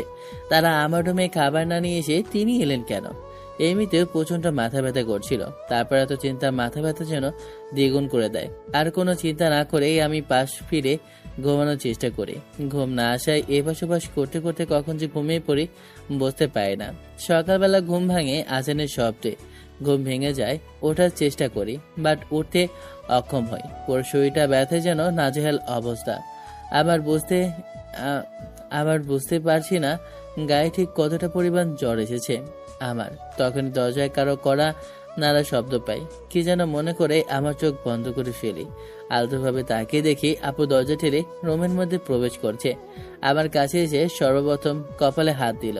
হয়তোবা বোঝার চেষ্টা করছে আমার জ্বরের তাপমাত্রা কত। তারপর যা করলো আমি যেন নিজেকে নিজেই কোনোভাবে বিশ্বাস করতে পারছি না। আমার মাথায় আলতো করে চুম্বন খায়। তখন আমি তাকাই। আমার তাকানো দেখে পপি আপু অনেকটা ভয় পেয়ে যায়। নিজেকে সামনে নিয়ে বলতে লাগে, তুমি কি ঘুমিয়েছিলে না জেগেছিলে? আমি তাকে বুঝতে না দিয়ে বলি, না আপু, এইমাত্র ঘুম থেকে উঠলাম। তোমার গা তো জ্বরে পড়ে যাচ্ছে, তোমাকে ডাক্তারের কাছে নিয়ে যেতে হবে, সকাল হোক তারপর নিয়ে যাবো। না আপু, আমি ঠিক আছি। কথাটা বলে যে উঠতে যাব অমনি পড়ে যাই। তখনই আপু আমাকে ধরে ফেলে। তারপর আমাকে পুনরায় খাটে শুয়ে দিয়ে বলে, ঘুমিয়ে থাকো তুমি, উঠতে হবে না। আমি গিয়ে বাবা আর মাকে বলছি তোমার অসুস্থতার জ্বরের কথা, আগে থেকে অনেকটা বেশি হয়ে গেছে তোমার। কথাটা বলেই পপি আপু রুম থেকে বেরিয়ে চলে যায়। আমি ঘাটে শুয়ে চিন্তা করতে থাকি, পপি আপুর আচরণ এরকম কেন, নাকি আপু এরকমই, নাকি তার মনে আমাকে নিয়ে উল্টাপাল্টা চিন্তা বিরাজ করছে। আর তার দুটো চোখ যেন চেনা চেনা লাগছে আমার, কোথায় যেন দেখেছি, ঠিক মনে করতে পারছি না। কথাটা আনমনে ভাবতে ভাবতে অজ্ঞান হয়ে পড়ি। অন্যদিকে আঙ্কেল আন্টি বসার রুমে বসে চায়ের কাপে চা খাচ্ছিল আর খবর দেখছিল। তখনই পপা আপু গিয়ে তাদের সামনে গিয়ে বলতে লাগে, আব্বু, আম্মু, স্বাধীনের তো প্রচন্ড পরিমাণে জ্বর, সেটা উঠতেই পারছে না। ও রুমের পাশে দিয়ে যাচ্ছিলাম, তখনই গোগানির শব্দ শুনতে পাই। ও রুমের মধ্যে গিয়ে দেখি খাটের নিচে পড়ে রয়েছে। তারপর আমি তাকে দরাদরি করে খাটে শুইয়ে দিয়ে এসেছি। মাথায় হাত দিয়ে আমি পুরো অবাক হয়ে যাই। জ্বর যে মানুষের এত তাপমাত্রা হতে পারে ভাবতেই পারিনি। ওকে হাসপাতালে নিয়ে যেতে হবে। পপি তার বাবাকে কথাগুলো বলতেই বসার রুম থেকে উঠে পপির মা বাবা আমার রুমে চলে আসে। এসে দেখে আমি অজ্ঞান হয়ে খাটে শুয়ে আছি। তারপর তারা বাজে থাকে গ্লাস থেকে পানি আমার মুখে ছিটাতে লাগে। তখনই আমার জ্ঞান ফিরে আসে। মিটমিট করে তাকাতেই আঙ্কেল আমাকে দেখে বলে, বাবা আসো আসো, এখানে বসো, খাবার খেয়ে নাও। মা, কই যাচ্ছিস তুই? এখানেই বয়। স্বাধীন তো আমাদের ঘরেই ছেলে, তোকে তুই ভাই মনে করবি? তোমার এতটা জ্বর, একবার আমাকে বলার প্রয়োজন মনে করলে না? তোমার যদি কিছু হয়ে যেত তখন তোমার বাবাকে কি জবাব দিতে হবে বলো? বাদ দেও সেসব কথা। এখন কেমন লাগছে তোমার? আর মা পপি, তুই ওকে একটু জলপট্টিতে, তাহলে জ্বরটা নিয়ন্ত্রণে আসবে। হ্যাঁ বাবা, দিয়েছি। কথাটা বলেই পপি আপু রুম থেকে চলে যায়। অন্যদিক থেকে আঙ্কেল বলার কথাগুলো আমার মাথার উপর দিয়ে যাচ্ছে। কালকে রাতে আপু তো বলল আঙ্কেল নাকি আমার অসুস্থতার খবর শুনতে পেয়েছে আর তাকে পাঠিয়েছে আমাকে খাবার খাওয়ার জন্য। তাহলে কি আপু আমাকে মিথ্যা বলল? কেন মিথ্যা বলল? আপুর কাছ থেকে জানতে হবে আমাকে সবকিছু। কথাগুলো আর মনে মনে ভাবছিলাম চোখ বন্ধ করে। তখনই কপালে ঠান্ডা অনুভব করে তাকিয়ে দেখি পপি আপু পাশে বসে থেকে আমার কপালে চরপটে দিচ্ছে আর আমার দিকে ছোট ছোট দৃষ্টিতে তাকিয়ে আছে। তার চাহনির মধ্যে কেমন যেন একটা মায়া লেগে আছে। তার মায়া যেন আমি ধীরে ধীরে কাবু হয়ে যাচ্ছি। আর তার দুটো চোখ চেনা চেনা লাগছে, বাট চিনতে পারছি না কোথায় যেন দেখেছি। আমার চাহনি দেখে পপি তার হাতের পৃষ্ঠ দিয়ে চোখ মুছে ফেলে। আমি বুঝতে পারি না আপু কি কান্না করছিল, কেন বা কান্না করবে সে? আমি তার কি হই যে সে কান্না করছে? না, এত চিন্তা করে কাজ নেই, যা আবার হবে পরে সুস্থ হয়নি আগে, তারপর আপুকে জিজ্ঞেস করব সে কেন এরকম ব্যবহার করছে আমার সঙ্গে। সেইভাবে পেরিয়ে যায় দিনটা। বিকেলের দিকে সৌরভ আমার রুমে এসে আমার পাশে মাথায় হাত রেখে বলতে লাগে, শোন, কালকে তো স্যার আমাকে বলেছিল আমি যেন আমার বাবা মাকে নিয়ে তার বাসায় যাই, তো সেখানে যাচ্ছি। বাট তোর যে অবস্থা, তোকে তো সেখানে নিয়ে যেতে পারবো না। তোর যে জ্বর, যেন হাত আর কিছু রেখে দিলে ফসকা পড়ে যাবে। বাসার কাজের মেয়ে আছে, তারা তো খুব একটা টেক কেয়ার করতে পারবে না, তার কারণে আপুকে রেখে গেলাম। কোনো কিছু দরকার হলে আপুকে বলবি, সে এনে দেবে। আর শোন, আর একটা কথা, আমাদের ফিরতে ফিরতে অনেক রাত হতে পারে, চিন্তা যেন করিস না। আপু তো তার রুমে সেই দুপুর থেকে দরজা লাগিয়ে দেওয়া আছে, খুলছে না। আমি তাকে বলে দিতে পারলাম না, তুই বলে দিস তোর কাছে যদি আসে তোকে দেখতে। আমি মাথা দিয়ে হ্যাঁ বোঝাই। তারপর রুম থেকে বেরিয়ে যায়। তারপর তার মা বাবাকে নিয়ে স্যারের বাসার উদ্দেশ্যে রওনা হয়। স্যারের বাসায় কেন গেল সৌরভ আর তার মা বাবা, কেন সৌরভ আর তার মা বাবাকে ডাকলো, তার বাসার বাকিটা না হয় গল্পের সাথে থাকেন ঠিকই জানতে পারবেন। আমি অন্যদিক দিয়ে আমি আমার রুমে শুয়েছিলাম। সেভাবেই পেরিয়ে যায় অনেকটা সময়। ফোন হাতে নিয়ে যে ফোন করে কথা বলবো সেটুকু শক্তি আমার গায়ে অবশ্য নেই। ভাবছিলাম কথাগুলো, তখনই দরজায় শব্দ হয়। দরজার দিকে তাকিয়ে দেখি আপু এই দিকে আসে। আমার কাছে এসে পাশে বসে মাথায় জল পড়ে দিতে লাগে। ঘড়ির দিকে তাকিয়ে দেখি রাত 8টা বেজে গেছে। আমি তাকে প্রশ্ন করি, এখনো কি সৌরভ আর আঙ্কেল আন্টি বাসায় আসেনি? আর আপনাকে বলতে ভুলে গেছি, আপনি তো আর আমার রুমের মধ্যে আসেনি। যাওয়ার বেলা সৌরভ বলে গেছে তারা নাকি লামিয়াদের বাসায় গেছে, ফিরতে অনেকটা লেট হতে পারে। চিন্তা যেন না করি তাদেরকে নিয়ে। আমার কথায় আপু শুধুমাত্র মাথা ঝাঁকালো, যেন অনেক চিন্তা করছে। সে মাথায় জলপট্টি দিয়েছিল। আমি যেন নিজের মধ্যে নেই। গা পা এমনিতে নাড়াচাড়া করতে পারতেছি না। নিজের শরীর যেন নিজে আর কন্ট্রোল করতে পারছি না। আমার আর কোনো কিছু মনে নেই। মিটমিট করে চোখ মিলে তাকিয়ে দেখি ঘর আলোকিত হয়ে আছে। বুঝতে পারছি না এখন দিন নাকি রাত। ফোনটা হাতে নিয়ে দেখি সকাল 7টা বাজে। তড়িঘড়ি করে শোয়া থেকে উঠতে যাব, তখন মাথা আর শরীরটা অনেকটা ভার অনুভব করি। শরীরে ঠিক আগের মতো তেমন একটা জ্বর নেই। উঠতে যাব তখনই খাটে ভেজা কিছু অনুভব করি। সেদিকে তাকিয়ে দেখি ফোঁটা ফোঁটা রক্ত পড়ে আছে। তখনই আমার শরীরের দিকে তাকিয়ে দেখি আমার কাপড় চোপড় খুব একটা ঠিক নেই। ভালোভাবে শরীরটা পর্যবেক্ষণ করে বোঝার চেষ্টা করি গায়ের কোনো অংশ কেটে গেছে নাকি, সেই থেকে রক্ত বের হয়েছে কিনা। কিন্তু আমার শরীরে কোথাও কাটা নেই, দেখতে পাই না। ভাবতে লাগে এখানে রক্ত কিসে। তখনই মাথা ব্যথা বেশি হয়ে যায়। হয়তো ভাবার কারণে সেখানে আর না বসে থেকে সোজা ওয়াশরুমে চলে যাই। তারপর গোসল করে নেই, যেন শরীরটা পাতলা অনুভব হয়, ভালো লাগে। এই জন্য গোসল করে রুমে এসে দেখি পপি আপু আমার ওয়ার টেবিলে বসে থেকে ফোন দেখছে আর মুচকি মুচকি হাসছে। আমি ওয়াশরুমের দরজা লাগিয়ে দিয়ে সামনের দিকে আসতে যাব, অমনি আপু আমার দিকে তাকায়। কি রে তোর এখন কেমন অনুভব হচ্ছে? জ্বরটা কি কমেছে তোর? হ্যাঁ আপু, জ্বরটা অনেক কমেছে, অনেক ভালো লাগছে এখন আমার। বাট বা হাত পা ব্যথা করছে, বোধহয় পরে ঠিক হয়ে যাবে। আপুর কথার আগা মাথায় কিছু বুঝতে পারে না। কথা বলছিল আর আমার খাট থেকে চাদর সরা ছিল। আমার কাছে এসে একটা মুচকি হাসি দিয়ে সেখান থেকে চলে যায়। আমি তার হাসির রস তো বুঝতে পারি না। পরে টেবিলে বসে পড়ি। আপুর উদ্ভট আচরণে কেন করছে এই টাইপের ভাবছিলাম। তখন পপি আপু পুনরায় আমার রুমে এসে আরো একটা নতুন চাদর বিছিয়ে দেয়। তারপর আমি গিয়ে শুয়ে পড়ি। শরীরটা অনেক ক্লান্ত লাগায়। আপু রুম থেকে চলে যায়। একটু পর রুমের মধ্যে সৌরভ চলে আসে। আমার পাশে এসে কপালে হাত দিয়ে বোঝার চেষ্টা করে জ্বরটা এখনো আছে নাকি। তোর শরীরে তো আর আগের মতো জ্বরটা নেই, চলে গেছে। এখন কেমন লাগছে তোর? হ্যাঁ, ভালো লাগছে আমার। শোন, তুই যদি সুস্থ থাকতি তোকে একটা বড় ট্রিট দিতাম। জানিস না কালকে কি হয়েছে? স্যার কেন তার বাসায় আমার বাবা মাকে যেতে বলেছিল জানিস? আমি মাথা দিয়ে না বোঝাই। আরে লামিয়া ওর বাবাকে সব কথা খুলে বলেছিল অনেক আগে। আর আমাদের কলেজের প্রিন্সিপালই হচ্ছে লামিয়ার বাবা। কালকে তো দেখলি বাবা মাকে ডেকেছিল আমার আর লামিয়ার বিয়ের বিষয় নিয়ে কথা বলার জন্য। কবে কোন সময় কখন বিয়ে দেবে সেই দিনক্ষণে নিচ্ছিল। বাবা বলল যে এখন বিয়ে না দিতে লেখাপড়ায় অমনোযোগী হয়ে যাবে। এর থেকে আমাদের এক্সাম শেষ হয়ে যখন আমরা ভার্সিটিতে উঠব তখন আমাদের বিয়ে দেবে। জানিস আমি অনেক অনেক অনেক খুশি হয়েছি, কারণ জীবনের প্রথম থেকে শেষ পর্যন্ত তার হাতটা ধরতে পেরে। আর আমাদের শুধু এঙ্গেজমেন্টটা হয়েছে, তোকে অনেক মিস করেছি ওইখানে, বুঝলি? যদি তুই থাকতি তাহলে আরো অনেক এনজয় করা হতো, জানিস? হ্যাঁ, আমিও সবকিছু ঠিক করে নিয়েছি। মা বাবা আমাকে অনেক ভালোবাসে। কালকে ফোন করে অনেক কান্নাকাটি করেছে। আমি যেন তাদের কাছে চলে যাই, আর আমাকে তারা অনেক মিস করছে। বুঝতে পারছি না কি করব, তাদের কাছে চলে যাব নাকি এখানে থেকে আমি পড়ালেখায় ফোকাস দেব। দেখ, তোর লাইফ তুই যেইভাবে লিড করবি সেইভাবেই কর। আর তোর বাবার অনেক অর্থ সম্পদ আছে, তোর লেখাপড়া না করলেও অনায়াসে তুই জীবনযাপন চালিয়ে যেতে পারবি। আর তোর মা বাবার কাছে থাকাটাই তোর চেয়েও হবে, কারণ তারা তাদের ভুল বুঝতে পেরেছে। তাদেরকে ক্ষমা করে দিয়ে কাছে নেওয়া উচিত। আর আমি মনে করি তুই তাদের কাছে গিয়ে তোর জেলা একটা ভালো কলেজে ভর্তি হয়ে যাস। হ্যাঁ রে, এটাই ভাবছি, এটাই করব। তাই তোর কাছ থেকে জানার জন্য বলছিলাম। বাট তুই তো আমার মনের কথা সব সময় সবার আগে জেনে যাস। একটু সুস্থ হই, আগামীকাল না হয় বাসায় চলে যাব। আগামীকালকে চলে যাবি? থাক আর 2-1 দিন আমাদের এখানে, তোকে সবকিছু ঘুরিয়ে দেখিয়ে আমাদের জেলায় কি কি আছে। মা অনেক কান্নাকাটি করেছে। আমি যেন কালকে বাসায় চলে যাই, অন্য এক সময় আসবো তোদের এখানে, তখন এসে অনেকদিন থাকবো, বুঝলি? প্লিজ এখন আর বাধা দিস না। তারপর ঢুকতে আরো সৌরভের সঙ্গে অনেক কথা বলতে লাগে। বলা শেষ হলে সৌরভ রুম থেকে চলে যায়।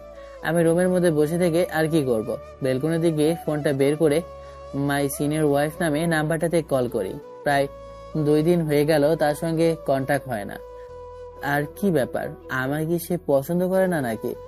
মেনে নিতেই নাকি পারেনি। 2 দিন হলো তাকে ফোন করি না, টেক্সট করি না, বাট তার দিক থেকে কোনো ফোন কল নেই, কোনো টেক্সট নেই, কিছুই নেই।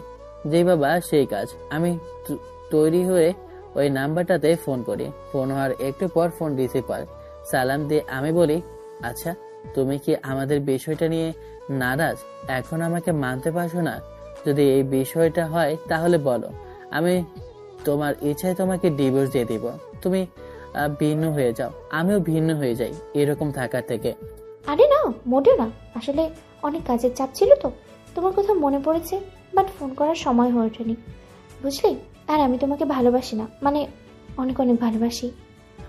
আজকে তোমার কণ্ঠ জেনে কেমন চেঞ্জ লাগছে, বোধহয় অনেক কান্না করেছো তুমি, এর জন্য তোমার কণ্ঠ এমন লাগছে। কি হয়েছে তোমার? প্লিজ আমাকে সত্যি করে বলবে। আমার আবার কি হবে? কিছুই হয়নি, এমনিতেই গলা টিপে আছে, এই জন্যই এমন ভয়েস আমার।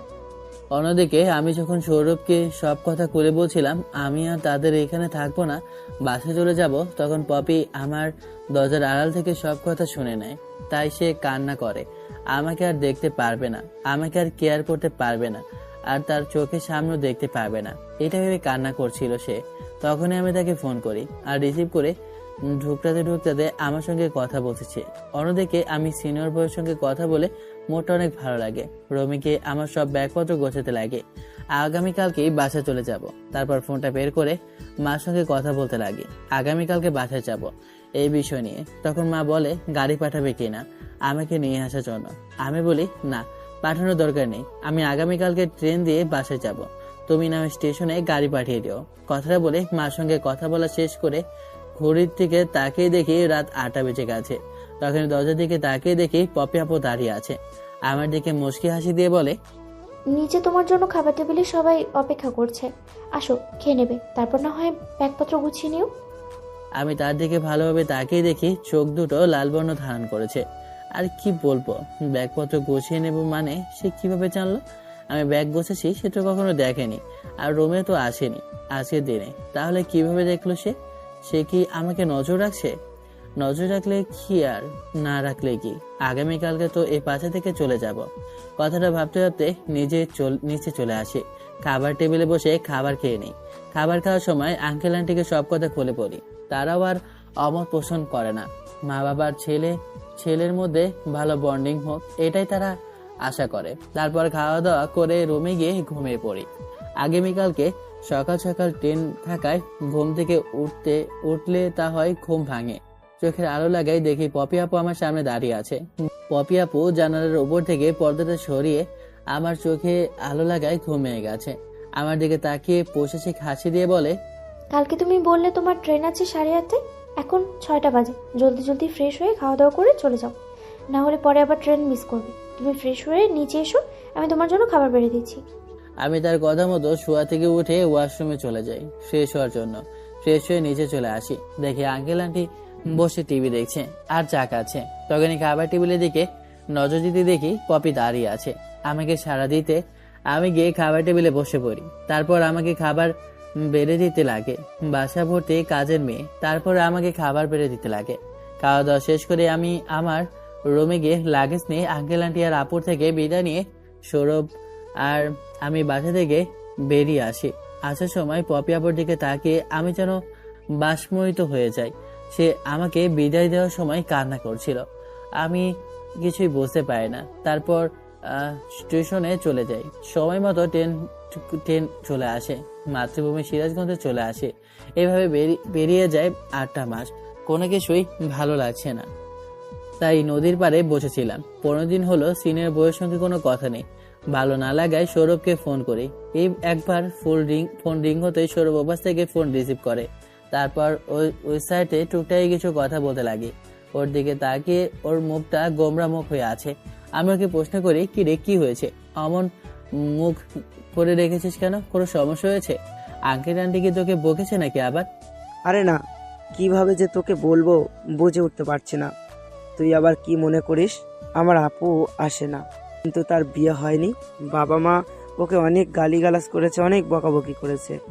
ওই বাচ্চা বাবাকে জিজ্ঞেস করেছে, ওই বাচ্চার বাবাকে জিজ্ঞেস করেছে, সে কোনো উত্তর দিতে পারছে না। বারবার একটা কথাই বলেছে, সে এখন বলতে পারবে না, সময় হোক তখন বলবে। এখন তুই বল, এমন সময় যেই হোক তার বউয়ের কাছে তার স্বামীর থাকা অবশ্যই, কিন্তু কিছুই বলছে না। আমি আমার মা বাবাকে বলেছি ছেলে যেই হোক আমরা স্বেচ্ছায় মেনে নেব, কিন্তু তারপরেও ছেলের পরিচয় দিচ্ছে না আমাদেরকে। আমি কিছুই বুঝতে পারছি না, কোনো কিছুই ভালো লাগছে না, কোনো কিছুই মিলাতে পারছি না। তখন আমি চিন্তা করতে লাগি ওই চোখ তখন পপিয়া পরে একটা পিক যেটা আমি লুকিয়ে তুলেছিলাম, আর আমার ফোনের সঙ্গে থাকা ওয়ালপেপারের ছবিটা মিলিয়ে দেখে দুজনের চোখ একদম সেম। তাতে আমার আর বোঝার বাকি রইলো না যে পপি আপু আমার সিনিয়র বউ। তাই তো তার সঙ্গে দেখা হওয়ার পর থেকে আমাকে এত এত কেয়ার যত্ন করতো। আর ভুল বিষয় তাহলে এটাই, আমি ভেবে আর কোনো কিছু চিন্তা করতে পারি না। সৌরভ একের পর এক আমাকে ফোন করে চলেছে, আমি ফোন রিসিভ করছি না। তারপর বাসায় এসে মা আর বাবাকে সব কথা খুলে বলি। তারা আমার কথা শুনে অনেক বাকরুদ্ধ হয়ে পড়ে। তাদের একমাত্র সন্তান আমি, আমাদের বিয়ে দিবে ধুমধাম করে আনন্দ করে, সেখানে কিনা আমি অঘটন ঘটিয়ে ফেলেছি। এখন আর কি করার, মা বাবা আমার কথায় রাজি হয়ে যায়। আমাকে বলে, যা বাবা, তুই আমার ঘরের বৌমাকে আমার ঘরে নিয়ে আয়, আমরা কিছুই বলবো না। তারপর আমি আর এক মুহূর্ত বাসায় না থেকে বাসার বাইরে থেকে একটা প্রাইভেট কার নিয়ে ড্রাইভিং করতে করতে ঢাকায় চলে আসি। সৌরভদের বাসার সামনে এসে গাড়িটা ব্রেক করে দরজা কলিং বেল দিতেই কাজের মেয়ে এসে দরজা খুলে দেয়। বাসার মধ্যে প্রবেশ করে দেখি বাড়িটার আগের মতো চলচল নেই। বসার রুমের দিকে তাকিয়ে দেখে আঙ্কেল আন্টি চিন্তিত হয়ে বসে আছে। সঙ্গে আমাকে এখানে দেখে সৌরভ বসা থেকে উঠে আমার কাছে এসে বলতে লাগে, কিরে তুই এই অসময়, তুই এখানে একটাবার ফোন করে আসতে পারতি, তা হঠাৎ এইখানে কি মনে করে আসলে? কোনো সমস্যা হয়েছে কি তোর? না, কিছুই হয়নি, আমি আমার বউকে নিতে এসেছি। আমার কথা শুনে আঙ্কেল আন্টি আমার দিকে ড্যাব ড্যাব করে তাকায়। পুরো বাসার কাজের লোকেরা আমার দিকে তাকিয়ে আছে, আমি যেন ভিন্ন গ্রহে এক এলিয়েন। আঙ্কেল আন্টি বসা থেকে উঠে আমার কাছে এসে বলতে লাগে, বাবা, তুমি কি বলছো না বলছো? তোমার বউকে নিতে এসেছো মানে? তুমি বিয়ে করেছো, একটাবার আমাদেরকে বললে না? আর তোমার বউ এখানে থাকবে কেন? আঙ্কেল আন্টি আর সৌরভ, আপনারা আমাকে ভুল বুঝবেন, বাট আমরা পরিস্থিতির শিকার ছিলাম, কিছুই বলতে পারিনি আপনাদেরকে। আপু অর্থাৎ পপি আমার ওয়াইফ। তারপর আমি আঙ্কেল আন্টি আর সৌরভকে সব কথা খুলে বলি। আমার কথা শেষ হতে আঙ্কেল বলে, এত কিছু হয়েছে, আমাদেরকে একটাবার বলতে আমরা তোমাদেরকে স্বনিচ্ছায় মেনে নিতাম। এখন তোমার মা বাবার কি এতে মত আছে? যদি মত থাকে তাহলে আমরা আমার মেয়েকে আমার সঙ্গে পাঠাবো, না হলে আমার মেয়ে এইখানে থাকবে। এখন আমার মেয়ে বাচ্চার বাবাকে তা তো জানতে পারলাম, এতেই অনেক। হ্যাঁ আঙ্কেল, আমার বাসার সবাই রাজি। বাসার সবাইকে আমি বলেছি। তারা আমার কথা শুনে প্রথমে কষ্ট পেলেও পরে অনেক খুশি হয়েছে। তারা পপিকে আমার বউকে এখান থেকে নিয়ে যেতে বলেছে। কে তোর বউ? কিসের বউ? কার বউ? আমি কারো বউ না।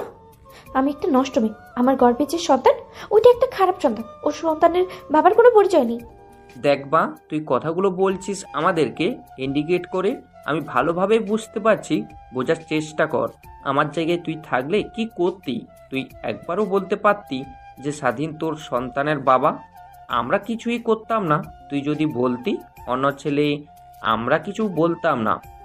বাট তুই তো কিছুই বলছিলি না, এর জন্য রেগে গিয়ে আমি তোকে কথাগুলো বলে ফেলি। আঙ্কেল আন্টি, যা হবার তা হয়ে গেছে। আর বউ, তোমাকে বলছি, মা বাবা যা করে ভালোর জন্য করে। হয়তো রেগে বলেছে তোমাকে, তা তো অনেক ভালোবাসে। এখন এত কথা না বলে তোমার রুমে গিয়ে গোছগাছ করে নাও, আমরা আমাদের বাসায় যাব। পপি সেখান থেকে নড়ছেও না চড়ছেও না। আমি ওর হাত চেপে ধরে তার রুমে চলে যাই। আলমারি থেকে তার কাপড় চোপড় গুছিয়ে ব্যাগে রাখতে লাগে। আমার কাণ্ড দেখে সে হেসে ফেলে আর কান্না করতে লাগে। এটা সুখের কান্না। তারপর আমার হাত থেকে ওর কাপড় ফেলে দিয়ে আমাকে জড়িয়ে ধরে বলতে লাগে, আমার জুনিয়র বোর্ডটা এতটা সাহসী কি করে হতে পারে? এখানে তোমার কিছু হয়ে যাবে বলে আমি কিছুই বলছি না, অন্যদিকে তুমি কিভাবে তোমার ফ্যামিলিকে জানিয়ে দিলে? ওয়েট, তুমি কিভাবে জানতে পারলে আমি তোমার স্ত্রী? তারপর আমি সিনিয়র বউকে সব কথা খুলে বলি। তারপর আঙ্কেল আন্টির কাছ থেকে বিদায় নিয়ে ড্রাইভিং করতে করতে বাসায় চলে আসি। মা বাবার সঙ্গে পপির পরিচয় করে দেই। মা বাবা পপিকে দেখে অনেক খুশি হয়। তখন বাবা হাসতে হাসতে বলে ওঠে, আনতে চাইছিলাম বৌমা, সঙ্গে নাতিও আসছে। বাবার কথা শুনে বাসায় থাকা সবাই হাসতে লাগে। তারপর সিনিয়র বউকে আমার রুমে নিয়ে যায়। ভালোভাবে দেখিয়ে দেই রাতের বেলা। খাওয়া দাওয়া শেষ করে রুমে গিয়ে খুব হাসি খুশি পপি আমার বুকের উপর শুয়ে আছে। আমি ওর চুলে হাত বুলিয়ে দিয়েছি। তখন ওকে বলতে লাগে, আচ্ছা আমি জানি তোমার গর্ভে যে বাচ্চা ওইটা আমার, বাট কখন কি করে আমি তো কিছু বুঝতে পারছি না। আরে জুনিয়র বর, তুমি তোমার মধ্যে থাকলে তো জানতে পারবে। তুমি যে অসুস্থ হয়ে পড়েছিলে জ্বরে সেদিন রাতে আমার সাথে জোর করে। না থাক, আর বল, লজ্জা পাচ্ছি আমি। ওরে আমার লজ্জাবতী সিনিয়র বউ, তার মানে খাটে রক্ত ছিল এটা। আমাকে আর কোনো কথা বলতে না দিয়ে পপি অর্থাৎ আমার সিনিয়র বউ আমার ঠোঁটের সঙ্গে ঠোঁট লাগিয়ে দিয়ে চষে লাগে।